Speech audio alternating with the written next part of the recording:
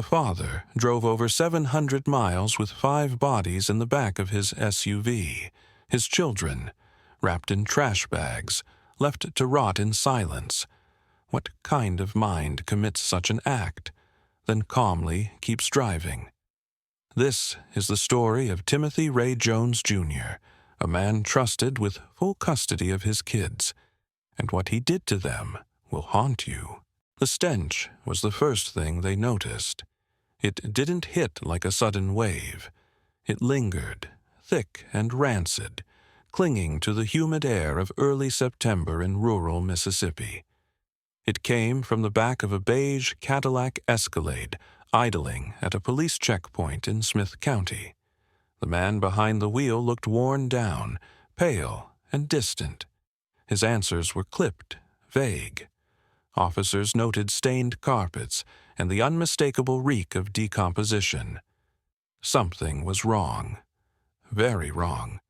When they opened the rear of the vehicle, they didn't find luggage or food wrappers or signs of a long trip with children. They found bleach-soaked blankets. Beneath those, trash bags, sealed tightly, bulging under pressure. 5 in total. Inside were the bodies of 5 children, each wrapped in layers of bedding and plastic. The heat had done its work. Skin had blistered, eyes had collapsed. The smallest of the corpses, not even 2 years old, had already begun to liquefy.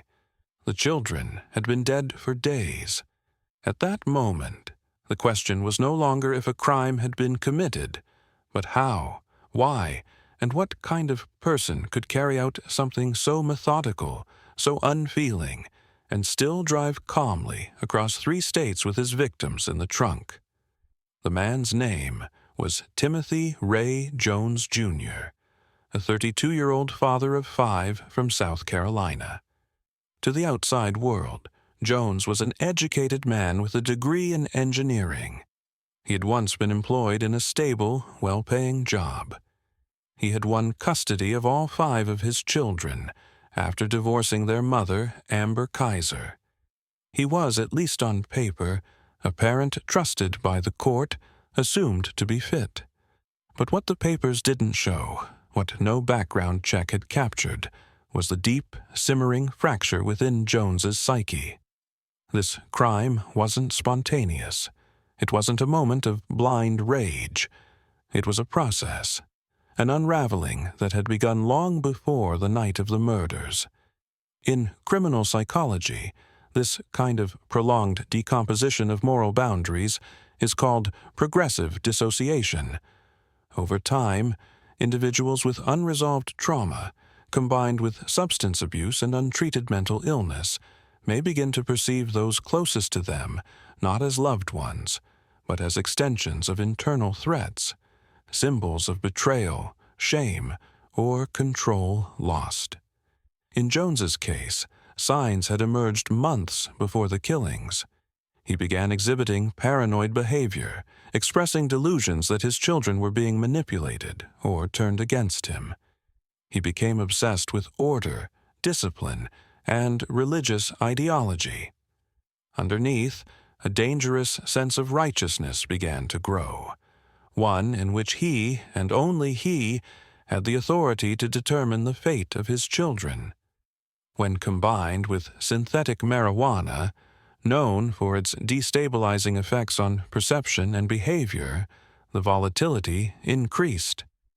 The decision to kill did not arise in a vacuum. According to forensic behavioral patterns, what happened inside that house in Lexington wasn't just about one fatal moment. It was the final act in a long descent, where logic gave way to psychosis, and fatherhood mutated into delusion. Once the first child was dead, possibly from excessive punishment or misplaced rage, Jones's mind fractured further. He did not call for help. He did not try to save the others. Instead, he moved through the house like a man following a script no one else could read. By the time he loaded the bodies into his SUV and left South Carolina, he was no longer in a place of panic. He had entered a cold, functional phase, the post-crime ritual. This is often seen in organized familial homicides, where the killer, despite emotional disconnect, still maintains structured behavior. He bought fuel, food, cigarettes. He drove with the windows cracked. He slept in rest stops. And in the back of his vehicle, 5 young lives decomposed in silence. The horror of this case does not lie only in the deaths themselves. It lies in the calmness that followed. The distance Jones created between himself and his children was not just physical, it was psychological, even philosophical. He began to see them not as victims, but as remnants of a broken system, or as corrupted extensions of their mother. Somewhere in his mind, perhaps he believed he was cleansing a narrative he could no longer control. In interviews with law enforcement, Jones showed no remorse. His tone was flat. His descriptions were clinical. To understand this behavior, criminal psychology points to a rare blend of narcissistic entitlement and acute paranoid delusion. When these intersect, particularly in individuals with a history of abandonment and identity instability, the result can be catastrophic. This was not just the murder of 5 children. This was the systematic erasure of identity, of innocence, of the very concept of family.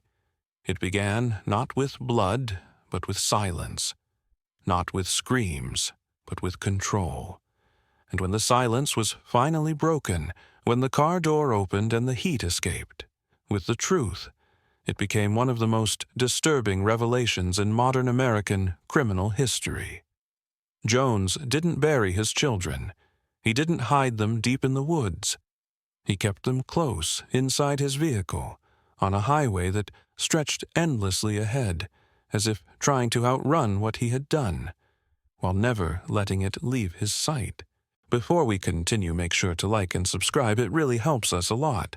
Thank you. In family homicides, the transformation from caregiver to killer is rarely sudden.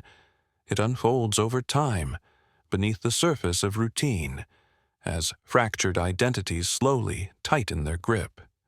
With Timothy Ray Jones, Jr., the seeds of collapse were not sown on the night of the murders, but in the quiet, unstable days that followed his divorce. After separating from Amber Kaiser, Jones was granted full custody of their 5 children. This decision, rooted in assumptions about paternal capability, may have unintentionally placed those children in greater danger. At the time, Jones appeared stable, intelligent, employed, and articulate, a father willing to fight for his children. But those who looked closer, those who spent time inside his home, began to sense something else, a strictness that bordered on cruelty, a sense of ownership, not nurturing, a rigidity that replaced warmth. Jones imposed military-style discipline. He demanded obedience in silence. The children, still too young to understand the difference between fear and respect, followed rules not out of trust, but necessity. Those closest to the family reported episodes that felt increasingly harsh, punishments that left the children exhausted, emotionally distant, withdrawn. To outsiders, they may have seemed like a large family under pressure. But behind the walls, Jones's identity as a father had begun to mutate into something far more dangerous: the belief that he had sole moral authority over their lives. What criminal psychology identifies in cases like these is the emergence of a control pathology, where the perpetrator no longer sees family members as individuals with needs and feelings, but as extensions of self-image, compliance, or betrayal. Jones, by all accounts, was beginning to lose control of his inner narrative. He doubted the paternity of his youngest child. He believed Amber was poisoning the children against him. He confided in acquaintances about vague fears that someone or something was watching him. Surveillance, corruption, evil, these weren't passing thoughts. They were anchors in a belief system that no longer bent to reason. Combined with his frequent use of synthetic marijuana, a substance known for inducing paranoia and aggressive hallucinations, Jones's reality began to shift. He exhibited erratic behavior, episodes of isolation, waves of intensity followed by long, blank silences. The boundary between real and imagined threats blurred, and when perception erodes, judgment follows. On the afternoon of August 28, 2014, the shift became irreversible. It began with something small, an electrical socket. Jones accused 6-year-old Natan of damaging it, believing the boy had tampered with the wiring. There is no evidence that happened. But to Jones, the socket was more than just a household inconvenience. It was a breach, an act of disobedience, possibly even sabotage. He responded not with inquiry, but punishment. Natan was forced to do repetitive physical exercises, push-ups, squats, and jumping jacks, until his body gave out. The punishment lasted for hours. No water, no rest, no reprieve. And then silence. The boy's death, as reconstructed by forensic experts, was the result of overexertion and prolonged stress on a small, undeveloped heart.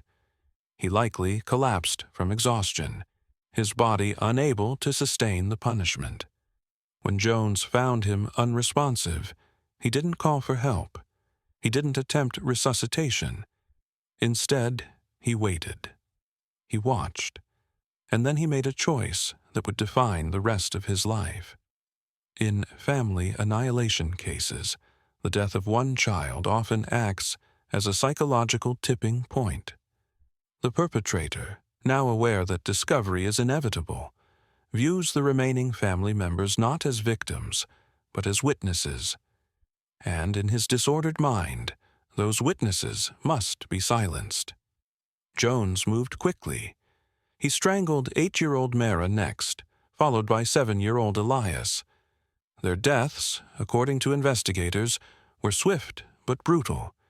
His final acts of violence were against the youngest, 2-year-old Gabriel and 1-year-old Abigail, whom he killed using a belt. The methodical order of the killings suggests more than panic.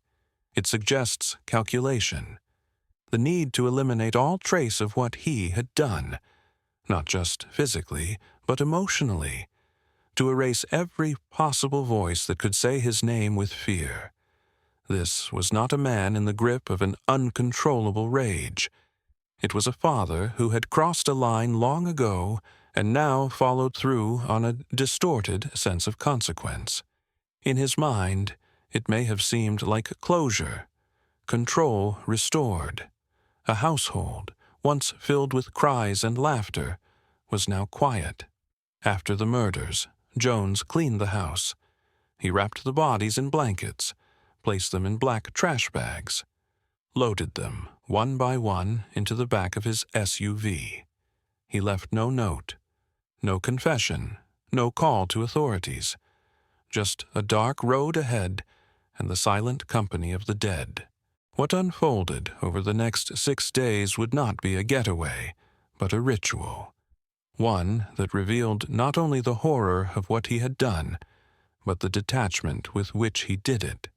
He drove, and they decomposed behind him, not as 5 lives, but as 5 reminders of a mind that had stopped recognizing them as children long before their final breath. The car moved quietly along southern highways, its tires humming against the asphalt, as if nothing was out of place. There were no sirens, no cries, no signs of what had happened just hours earlier inside a modest mobile home in Lexington County. Just a man, alone behind the wheel of an SUV, passing through intersections and gas stations like any other weary traveler. But in the back of that car, tucked behind tinted windows, were the wrapped remains of his 5 children. Their bodies, bound in plastic and blankets, lay stacked one atop the other, silent, still. Slowly succumbing to the unbearable heat of late summer, Timothy Ray Jones, Jr. did not stop for help. He did not abandon the vehicle. He did not try to conceal the smell. Instead, he drove with a purpose only he understood. Through Georgia, into Alabama, across Mississippi. At times, he slept in the front seat.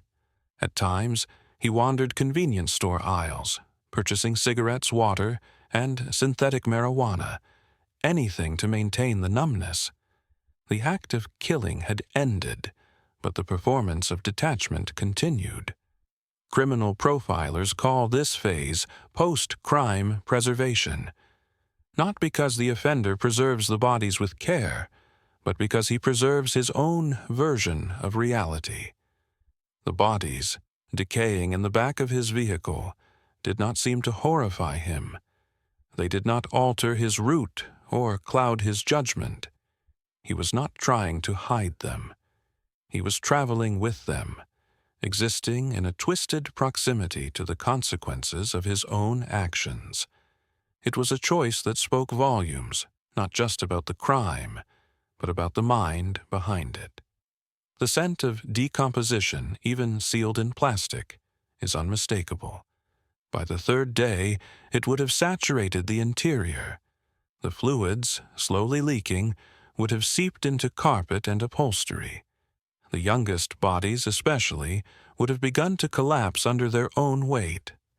There is no rational way to ignore such decay, but Jones did not react. He kept moving, kept refueling, kept breathing, and with each mile, the distance between who he had once been and what he had become grew greater. Some theorize he was looking for a place to dispose of them, somewhere remote, somewhere final. Others believe he was waiting for a sign, or simply delaying the inevitable. But time was running out.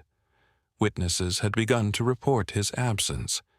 His ex-wife had tried to contact him, then called police. The babysitter, alarmed by the silence and his vague text messages, also reached out to authorities. A missing persons alert was issued. His name entered the system. And with it, the silent countdown to his capture began. It ended at a routine checkpoint. No weapons drawn, no dramatic chase. Just a man in a vehicle that smelled of death. Deputies noticed the odor. They saw his pale skin, his evasive answers. They noticed bleach stains on the floor mats. When asked about the children, he gave an answer that did not match the records. Their names were still listed in the national database. Alive, missing, expected to be with him. But they weren't, not visibly. After being detained, he confessed, slowly, flatly, not in a panic, but with eerie calm. He told them where he had left the bodies, on a logging road near Camden, Alabama, deep in the woods, left like discarded trash. He had pulled off the highway, driven down a dirt path, and dumped the 5 black bags at the base of a cluster of trees. No markers, no burial, just the forest, the heat, and silence. When authorities arrived, they found what he described. The smell led them before they saw the bags. And when they opened them, one by one, they saw the final evidence of the crime that had begun with a simple accusation and ended with the murder of an entire family. The bodies had shifted in the heat. Some were partially fused to the fabric. Others had bloated beyond recognition. The forest floor beneath them had absorbed fluids, staining the soil with the story it could not speak. Alongside the bodies, investigators found drawings, children's shoes, a Bible, and a diploma, small fragments of what had once been a life. But the most disturbing item was a handwritten note, scrawled with instructions. Jones had considered burning the bodies, crushing the bones, spreading the ashes. A plan not born of chaos, but of control. It was not a burst of emotion. It was a process. Calculated. Intentional. When law enforcement reached the site, Timothy Ray Jones, Jr. had described. They did not speak right away. The air itself seemed to demand silence. Tall trees swayed gently in the humid breeze, their branches casting long shadows over a patch of earth that would soon become the center of national attention. It was not a grave. It was not even hidden. The 5 black trash bags sat exposed, partially torn, the contents inside no longer able to withstand the heat or the weight of time. And yet, for days, the forest had held them, without judgment, without resistance. Each step closer revealed more of the horror. The odor, sharp, rotting, undeniable, hung in the air like a warning. The decomposition had advanced far enough that the features of the children were distorted, their forms bloated, their limbs stiff. Some bags had begun to split. Skin, sloughing from bone, clung to fabric and plastic in unnatural folds. What had once been soft hands, bright eyes, small mouths calling for comfort, were now beyond recognition. They had died quietly, and in death they were reduced to silence even deeper than before. The officers removed each bag with care. Gloves, masks, protocol, all necessary. But no training could truly prepare a person to lift the remains of a toddler from a trash bag, to hold what was once a life against the weight of what had been done to it. These were not abstract victims. These were children. Their drawings were found nearby, simple pictures in crayon, some barely legible. One had a son, a stick figure labeled Dad. The irony did not go unnoticed. There was no ceremony, no eulogy, only cataloging, bag after bag, limb after limb, item after item. Among the things recovered were clothes, toothbrushes, blankets, and a worn copy of a children's Bible, all packed with the bodies, as if in some warped version of a farewell. Forensic teams worked through the night, documenting each discovery, every mark, every bruise, every break. It was important. The truth, after all, lives in detail. Jones's confession, recorded at the time of his arrest, was chilling not because of what he said, but how he said it. His tone never rose. His words were direct. He explained the sequence of deaths, the order in which he acted, the way he wrapped each body. He spoke as though he were listing errands, emotionless, disconnected. At times, almost detached from the fact that these were his own children. He mentioned how Nathan, the first to die, collapsed during punishment. How, in his words, things spiraled. But there was no confusion in his narrative, only cold memory. Criminal psychologists examining the case pointed to a complete moral disintegration. This was not an individual who snapped. This was someone who planned, who adapted, who maintained functional cognition throughout a multi-day sequence of events. He made conscious choices. He weighed risks. He considered methods of disposal. At one point, according to written notes recovered from his vehicle, he debated whether to incinerate the remains. He even listed supplies he would need: firewood, gasoline, a metal drum. Time ran out before he could act. The presence of that list unsettled even the most seasoned investigators. Not only had Jones murdered his children, but he had begun to treat their bodies as a problem to be solved, a logistical obstacle. There was no longer a trace of grief, no indication of remorse, just procedure. And once the bodies were dumped in the woods, he continued driving as if nothing had changed. But everything had. The forest had held them in silence. The road had carried them in secrecy. But the truth, once uncovered, could no longer be buried. When news of the discovery spread, the community grieved. Strangers left flowers at the edge of the wooded road. Crosses were nailed into trees. Names were whispered in disbelief. No one could understand how it had come to this, how a man trusted to raise 5 children alone could carry out something so deliberate, so final. Yet the facts remained, and in the center of them all stood Jones, expressionless, composed, but exposed. This was not a crime of passion. It was the collapse of a man whose sense of control had become so corrupted that the lives of his children were no longer sacred. They were variables, problems to be erased. In a perverse sense, he believed he was restoring order, but what he left behind was something no logic could repair. Only devastation, only silence, and the memory of 5 children, carried across states in darkness, left beneath trees that never asked why.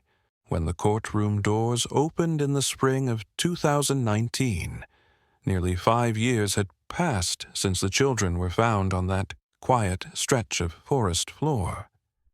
Time had not healed the wounds. It had only allowed them to settle deeper, forming scars beneath the surface of every testimony, every photograph, every silence that fell when a name was read aloud. Mira, Elias, Natan, Gabriel, Abigail.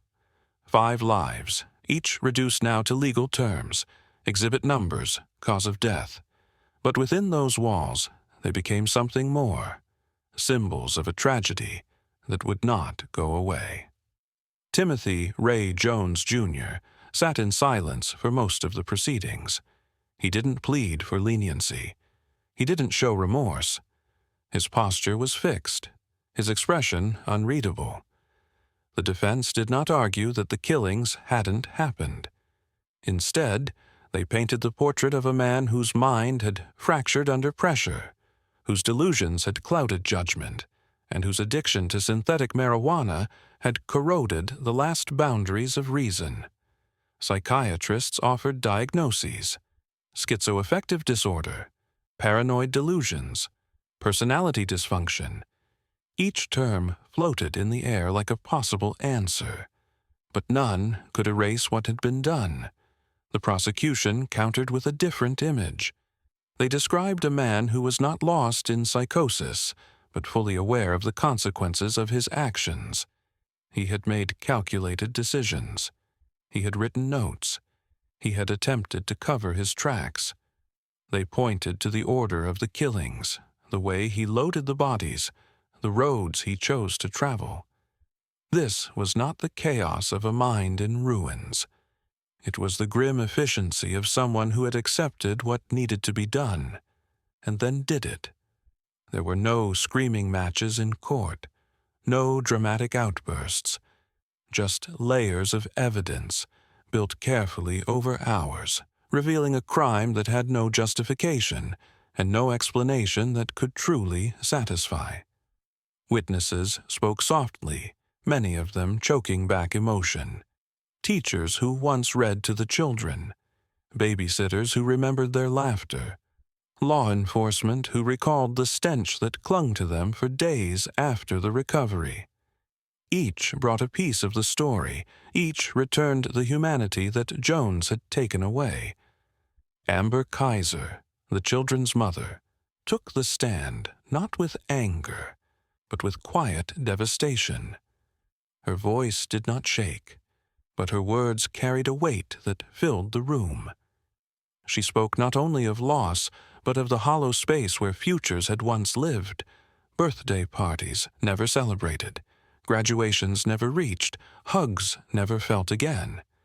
And then, in a moment that stunned everyone, she asked for mercy.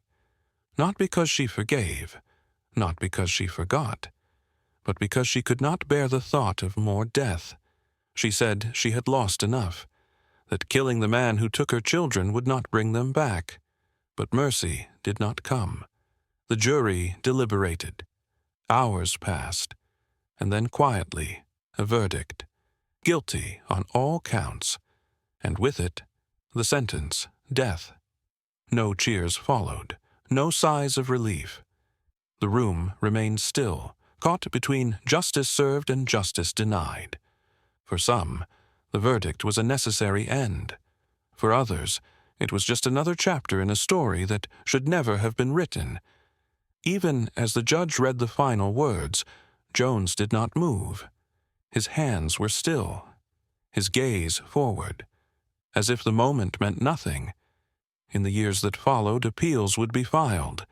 Legal teams would argue about photographs too graphic, about testimonies that should or should not have been allowed. But none of that changed the core truth. A father had killed his children, not in haste, not in confusion, but step by step, with time to stop, and yet he never did. From a psychological perspective, the Jones case remains one of the clearest examples of a controlled familial annihilation, where the perpetrator, though mentally disturbed, maintains an ability to plan, execute, and manipulate in the aftermath. Unlike crimes of passion or impulsive acts rooted in breakdown, this one carried the cold fingerprints of purpose. What lingers most is not the brutality, though it is immense. It's the quiet, the silence of 5 children no longer present, the absence of remorse, the way a father, once seen holding newborns in hospital photos, could become the architect of their end.